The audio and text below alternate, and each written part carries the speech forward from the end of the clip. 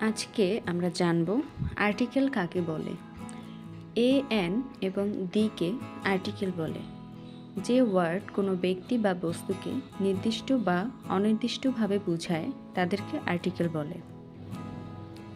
Article দুই প্রকার: indefinite article অনির্দিষ্ট পদাশ্রিত নির্দেশক, ডিফিনিট আর্টিকেল নির্দিষ্ট পদাশ্রিত নির্দেশক।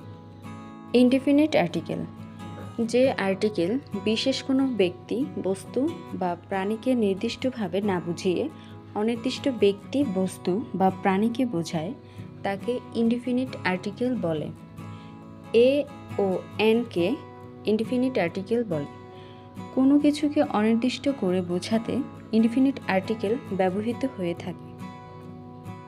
ডেফিনিট আর্টিকেল যে আর্টিকেল নির্দিষ্ট কোনো ব্যক্তি, বস্তু বা প্রাণীকে নির্দেশ করে তাকে ডেফিনিট আর্টিকেল বলে। কোনো কিছুকে নির্দিষ্ট করে বোঝাতে ডেফিনিট আর্টিকেল ব্যবহৃত হয়ে থাকে।